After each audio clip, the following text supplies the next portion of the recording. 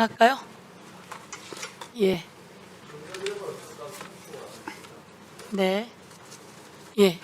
1분 하십시오.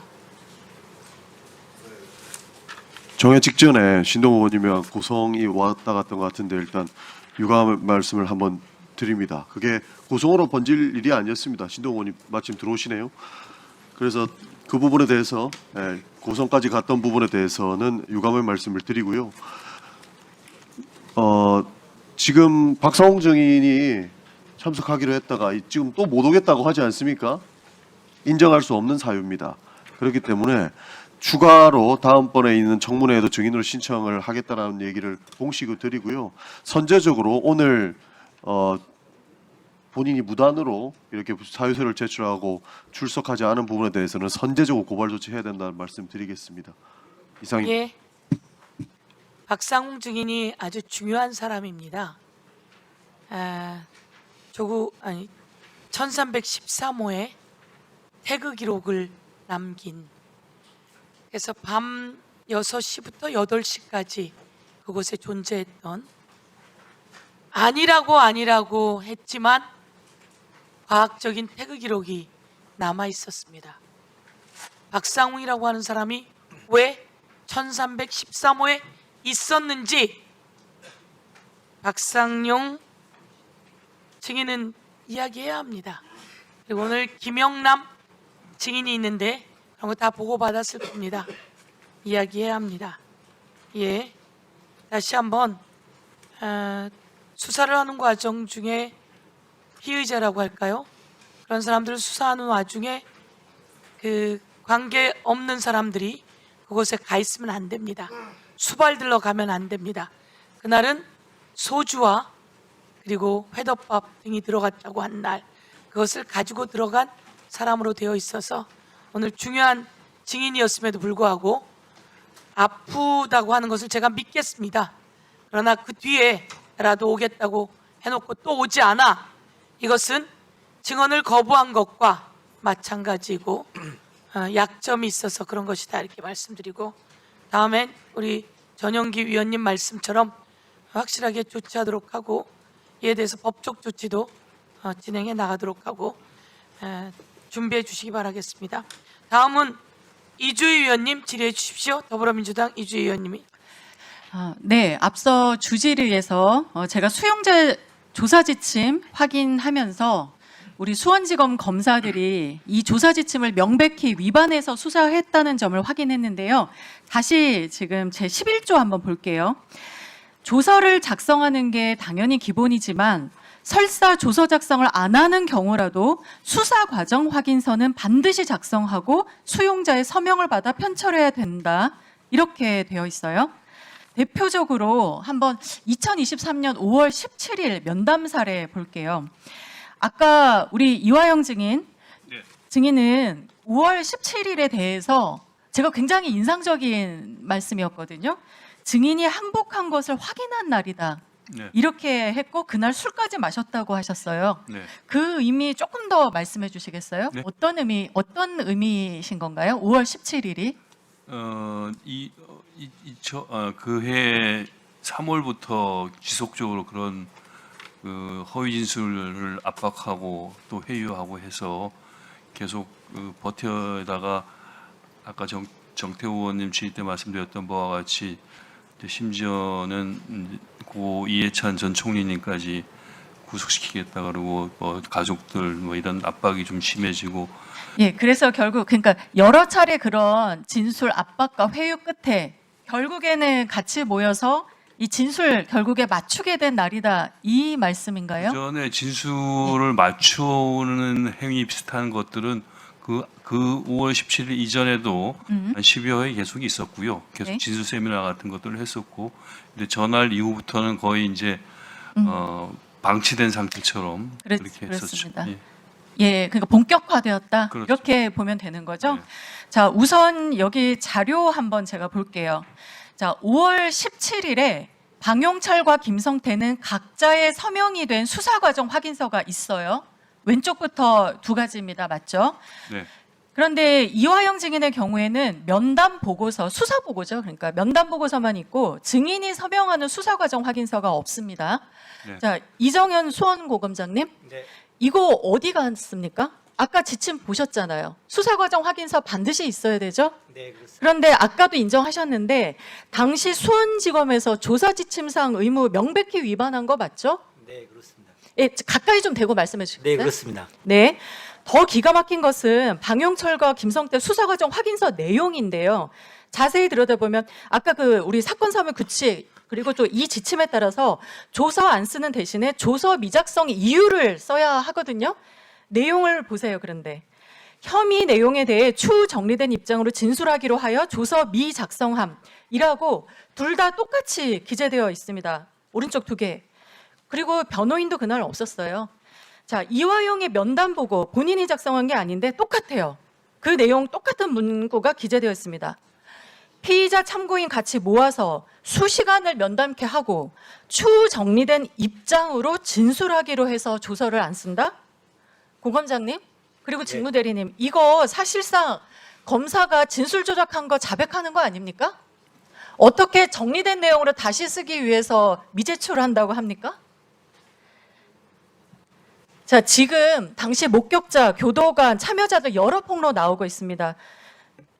이 자리에서 당연히 위증을 하시면 안 되겠으나 제가 꼭 답을 듣고 싶은 두 사람이 있어서 시간 잠깐 멈춰 주시고요. 자, 우리 방영철 증인, 김태현 증인 잠깐만 좀 나와 주시겠어요?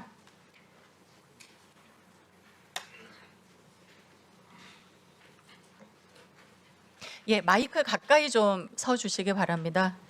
오늘 여러 가지로 좀 고되실 텐데요. 증인들이 경험한 사실을 정말 이 자리에서는 실제적 진실에 맞게 답변 부탁드립니다. 증인들, 수용 기간 중 또 조사 중에 수원지검 1313호 검사실 안 영상 녹화실 또는 그 검사실 맞은편 창고방이라고 하는 1315호에서 모여서 자유롭게 대화한 적이 있습니까? 한 분씩 답해 주시죠. 자, 먼저 저기 우리 김태원 증인부터 해주실까요? 예, 자유롭게 대화한 적이 있습니다. 네. 우리 방영철 증인은요? 네, 짧게 그런 경험은 있습니다. 네, 경험 있다고 두 분 다 인정하셨습니다. 자, 그리고 김태현 증인. 아까 그 17일 다음 날인 5월 18일인데요. 그때 녹취록을 보니까 증인의 녹취록입니다. 자, 거기만 이화영 관련해서 협조한다. 자, 증인 여기서 거기가 어디죠? 이런 말이 있는 날이에요. 중요한 거는 계속 성태형이 나가는 데 있지. 지금 나가는데 다른 데는 협조 안 하는데 거기만 협조해. 이화영이 관련된 협조. 그리고 여기는 검찰 그냥 놀러 가는 거야. 거기에서 화영이 형, 용철이 형, 성태형 거기서 만나서 히히덕거리려고 가는 거예요. 제가 저기 지칭한 거는 1313호고요. 지금 저 말들은 가족들한테 안심을 시키기 위해서 제가 한 이야기고요. 큰 의미는 없습니다. 그리고 저는 1313호보다 1313호보다 15층에서 조사받은 게 많거든요. 15층의 분위기와 13층의 분위기는 좀 틀렸습니다. 모여서 조사받은 게 아니고요. 제가 1313호 갈 때는 진술들을 다 했고 거기에 틀린 부분들을 또 맞춰가는 과정들에 참여를 하게 된 거고요. 거기에 만나서 그렇게 저렇게 제가 뭐 가족들한테 이야기하는 거는 가족들 걱정 안 끼치려고 말했던 거니까 그 부분에 대해서는 뭐 제 개인적인 이야기입니다. 그거는. 네. 네. 교도관들 여러 진술을 하셨는데 지금 그리고 뭐 특신 상태는 본인은 가족들 걱정 안 시키게 하려고 했다고는 하시는데 어쨌거나 그 모임은 있었다. 서로 모여서 이야기했다라는 것을 인정을 좀 하셨거든요. 네. 자, 이화영 증인의 경우에 한 달간의 기간 동안 진술이 약간 좀 혼란을 거듭하면서 그 압박에 좀 네. 넘어갔던 그런 상황이 있는데 당시에 어떻게 회유 압박, 협박을 당했는지 어떤 일이 있었는지 그 당시 심정은 어땠는지 좀 쭉 한번 말씀해 주시겠어요? 네, 그 전에 한 가지 지금 의원님 지적하신 내용 중에 한 가지 제가 보충해서 말씀드릴 게 있는데요. 아까 2023년 5월 17일 말씀하셨던 전날 굉장히 중요한 날 아니겠습니까? 저 중요한 날 같은 경우도 그 검찰이 저와 저희 변호인에게 또 법원에 낸 수사기록 목록이라고 하는 것이 있습니다. 수사를 며칠 날 이 피의자를 불러갖고 무슨 조사를 했다는 걸 쭉 목록화해가지고 법원에도 내고 피고인 측에 요구한 피고인 측에 내는데 전날이 빠져 있습니다. 2023년 5월 17일이 수사기록 목록에도 빠져 있고 저 하루뿐만이 아니라 저가 굉장히 자주 검찰청에 갔었던 많은 그 날 출석 날짜들이 검찰 조사받은 날짜들 혹은 출석한 날들이 그 수사기록 목록에 대거 빠져 있습니다. 그러니까 허위 자료를 법원에 냈었던 것이고 저희들은 그것에 대해서 적절하게 방어를 하지 못했습니다. 제가 초기에 연어 술 파티 날짜가 헷갈린다고 한 것도 수사기록 목록에 5월 17일이 없어가지고 전화를 제가 안 나갔나 이런 생각을 했었던 건데 그건 허위 보고를 검찰이 법원에 냈었던 것입니다. 없었었던 게 그렇기 때문에 그랬었죠. 그리고 또 하나 아까 말씀하셨던 면담 보고서 같은 거 있지 않습니까?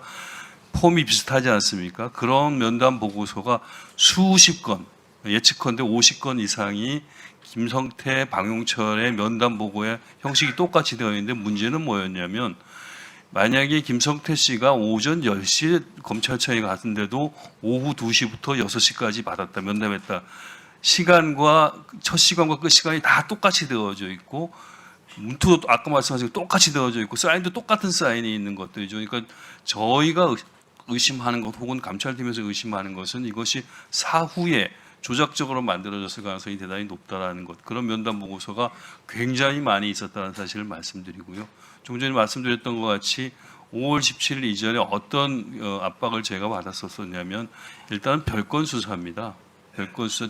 저 사건과 관련해서 압수수색을 수백 회, 아마도 200회 이상일 것 같고요.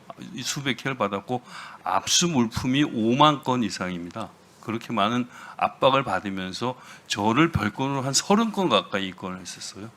그래서 저와 관련된 모든 사람들에 대해서 구속 압박을 하고 아까 말씀드린 것처럼 뭐 저희 가족들을 포함해서 뭐 이재명 대통령님을 포함해서 이해찬 총리님을 포함해서 이런 모든 분들 그리고 저희 아까 말씀하다 끊겼는데 제 시골에 저 시골에 살았던 친구가 사업을 조그맣게 하다가 예전에 저 후원에 출마했을 때 후원에 300만 원 후원금 가지고 그 친구한테까지도 검찰에서 연락이 갔다고 할 정도니까요. 그런 정도의 심각한 그 압박을 받고 옆에 계신 서민석 변호사님이 저한테 계속 그 좀 조언을 든 게 담대하게 마음을 갖고 죽지는 마라 이렇게 제가 그 당시 상당히 어려워가지고 정말 죽고 싶은 심정이었기 때문에 그런 심정을 가끔씩 이렇게 토로하면은 변호사님께서 그렇게 저를 위로했었던 그랬었고요. 그다음에 회유는 구체적으로 어떻게 있었었냐면 예컨대 김성태 씨와 관련된 사람들이 그 당시 지금 조금 전에 저쪽에 증인으로 출석한 김태원 씨를 포함해서 한 10여 명이 구속되어져 있었거든요. 근데 그들을 박상현 검사가 내가 보는 앞에서 당신 며칠 있으면 나갈 거야. 며칠 있으면 나갈 거야. 협조했으니까 나갈 거야. 당신 모속. 당신 징역 1년 6개월 구형할 걸 6개월만 구형할 거야. 내가 내가 하는 대로 되는 거 안 되는 거 보세요. 이화영 부지사님 이렇게 얘기하고 다 풀어줍니다. 그런 식으로 실제 협력하면 다 풀어주고 그리고 협력하지 않으면 나한테 이런 별건으로 해갖고 평생 감옥을 살리겠다고 압박을 하고 그런 정황들이 계속적으로 있었던 것입니다. 예. 예, 이주 의원님 수고하셨습니다. 들어가.